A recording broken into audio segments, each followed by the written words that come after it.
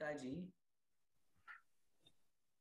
जय जिनेन्द्र भैया जी, वंदना। जय जय। भैया जी, मेरा एक विकल्प हमेशा रहता है कि अपन जैसे स्वाध्याय करते हैं या कुछ पूजा वगैरह करते हैं, उसके बाद में 9 बार नमोकार बोलते हैं। तो मेरा नमोकार 6 तक ही आता है, जितने में लोगों का 9 बार हो जाता है। तो अब इसमें क्या करें? मतलब वो लोग पूजा में भी आगे बढ़ जाते हैं, या दूसरा जैसे भगवान की जय और महाराज की जय, तो वो मेरे छूट जाते हैं। तो अब उस स्थिति में मैं क्या करें? मतलब जहां ऐसी सामूहिक स्थिति हो और अगर अपन को लगे कि अपना 9 बार नहीं हो पा रहा है, तो आप 9 बार का संकल्प न लेकर के 3 बार का संकल्प ले लीजिए और 3 बार अच्छे से पढ़िए। क्योंकि अगर व्यक्तिगत आप अकेले कर रहे हो तब तो आप बहुत अच्छा समय लगा सकते हो, लेकिन ये हकीकत है। और आपके माध्यम से मैं ये और निवेदन करना चाहता हूँ आप सभी महानुभावों से, हमको नमोकार मंत्र अगर 9 बार का संकल्प लिया है तो 9 बार पूरा बोलना चाहिए। हम कितना भी जल्दी बोलें तो भी 1-1.5 मिनट तो लगना ही चाहिए 9 बार नमोकार मंत्र बोलने में। यहाँ 30 सेकंड 35 सेकंड होते नहीं, और लोगों में सामूहिक व्यवस्था जहां पर होती है उसकी मैं चर्चा कर रहा हूँ। लोगों में खुशखुशी शुरू होने लगती है, आपस में बातचीत शुरू हो जाती है, कोई जयकारा बुलाने लगता है, तो जो पूरा बार बोल रहा है उसका भी मन नहीं लगता। और जिसने जल्दी बोल लिया, मैं निश्चित रूप से कह सकता हूँ कि उसने 9 बार नहीं बोला होगा, या बोला भी होगा तो भगवान जाने कैसे बोला होगा। तो अगर 9 बार बोलना है तो पूरा संकल्प से बोले, और नहीं बोलना तो कोई ठेकेदारी नहीं है। मैं हमेशा एक बात कहता हूँ, ये जरूरी नहीं है आपको कोई पकड़ करके ये नियम थोड़ी दिलाया गया है कि आप 9 बार बोलिए। आपका मन नहीं लगता तो आप 3 बार बोलो, वो भी नहीं लगता तो 1 बार बोलो, वो भी नहीं लगता तो स्वाध्याय में क्यों आते हो। कोई जरूरी नहीं है। यहाँ हमारा धर्म जो है वो इच्छा अनुसार किया जाता है। अब जब इच्छा अनुसार कर रहे हो और क्रिया कर रहे हो तो वो हमको पूरी करनी चाहिए। 9 बार का संकल्प लिया है तो 9 बार बोलना चाहिए। अगर हम 9 बार नहीं बोल पाते हैं, हमको लगता है अरे टाइम बहुत ज्यादा लग जाएगा, हमें नमोकार के लिए समय नहीं है, धर्म के लिए समय नहीं है, 3 बार बोल लीजिए। और सामूहिक स्थिति हो, सामूहिक व्यवस्था हो, हमारे साथ भी ऐसा बहुत बार होता है। लेकिन चूंकि हम तो मंच पे रहते हैं तो जयकारा तो हमें बुलाना होता है, तो हम तो अपना पूरा 9 बार बोलते हैं। लेकिन कदाचित जब ऐसी स्थिति में होते हैं कि कहीं दूसरी जगह हो और लग रहा है कि यहाँ तो सब जल्दी जल्दी हो गया, पहले दिन देख लिया, तो फिर 3 बार बोल करके और 3 बार को अच्छे से अपन बोलते हैं। ऐसा कर लेना चाहिए।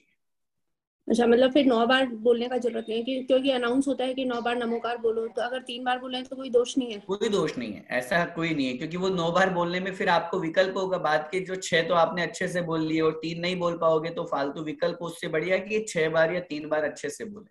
ऐसा भाव रखना चाहिए अपन को। अच्छा भैया जी, जो एक पानी पूरा बॉईल कर लेते हैं 24 घंटे की का, उसका वो कर मतलब प्रासूख कर लेते हैं, फिर 24 घंटे बाद में वो गर्म किया हुआ पानी बच जाता है, तो उसको वापस छान के उसको वापस गर्म कर सकते हैं? नहीं, नहीं करना चाहिए। स्पष्ट रूप से उसका कथन किया है, उसके बाद वो पानी उपयोग के योग्य नहीं रहता है, इसलिए नहीं करना चाहिए।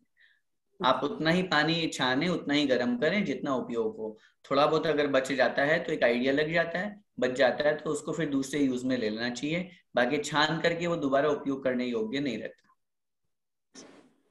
जय जिनेन्द्र। जय जिनेन्द्र। शिमला जी।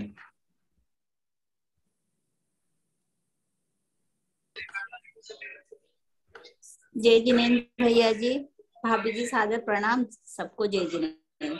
मेरा प्रश्न यह है, जब हम नमोकार मंत्र बोलते तो श्वास किस तरीके से हमें बोलना चाहिए? नमोकार मंत्र बोलने के लिए स्पष्ट रूप से आचार्य ने लिखा है, जब हम श्वास लें तब हमें नमो अर्यंताणम, श्वास ले रहे हैं जैसे माना कि श्वास चल रही है, अब अंदर ही अंदर हम नमो अर्यंताणम हमने बोल लिया। जब श्वास बाहर निकल रही है, नमो सिद्धाणम। श्वास लेते समय नमो आयर्याणम। श्वास छोड़ते समय नमो उवज्झायणम। श्वास लेते समय नमो लोए और छोड़ते समय सव साहूणम।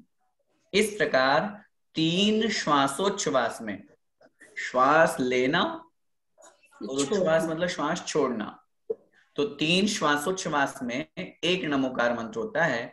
इसीलिए 27 बार श्वासोच्छ्वास में 9 बार नमोकार मंत्र कहा गया है। अच्छा, दूसरा प्रश्न ये था, जैसे हम 24 घंटे की प्रासूक जल कर लेते हैं, अभी सर्दी में ठंडा हो जाता है, तो क्या उसको गर्म करके पी सकते हैं या नहीं पी सकते? नहीं, नहीं पी सकते। गर्म पानी को वापस गर्म नहीं करना चाहिए। और तीसरा प्रश्न मेरा ये था, जैसे अभी पढ़ रहे हैं तो ये इतने बड़े सेंटेंस होते हैं, तो उसके टुकड़े किस तरीके से करना चाहिए, आधे आधे, जैसे कि उसका अर्थ भी समझ में आ जाए, पढ़ा भी जा सके हमारे से। हम कोशिश करते हैं ना, जब उच्चारण कराते हैं तो कराते हैं, उस समय पेंसिल लेके बैठिए। नहीं, पेंसिल लेके तो हम बैठते, पर हम जब पढ़ना शुरू करते तो हमारे को तो समझ ही नहीं आता, तो उसका थोड़ा सा हमें बता दो आइडिया, तो फिर हम उसको नहीं, पढ़ आइडिया तो सके। हम किसी श्लोक का कैसे बताएं, वो तो जो शब्द हैं सामने जो लिखे हुए हैं, जैसे आज ही पढ़ा है तो अब हम पढ़ रहे हैं ना, तो हमें नहीं वो समझ में आता, तो कैसे उसका डिवाइडेशन करें मतलब? तो फिर इसके लिए तो आप रिकॉर्डिंग सुन लिया करें, और तो कैसे बताऊं मैं। इसके अलावा और तो क्या उपाय हो सकता है कि क्योंकि जब पढ़ाते हैं तो रिकॉर्ड पूरा हो ही रहा है, तो आप उसको उस वहां सुन करके कि यहाँ इस तरह से बोला है भैया जी ने, तो उस तरह से फिर अपना अभ्यास बना सकते हैं। ठीक, बस आज के लिए इतना ही। बोले द्वादशांग जिनवाणी माता की जय। जय। संत शिरोमणि आचार्य भगवंत 108 श्री विद्यासागर जी महामुनिराज की जय। जय। परम पूज्य गुरुदेव निर्यापक श्रमण मुनि पुंगव श्री सुधा सागर जी महाराज की जय। अढ़ाई द्वीपस्थ समस्त महामुनिराजों की जय। जय। प्रणाम आंटी वंदना, सभी को जय जिनेन्द्र।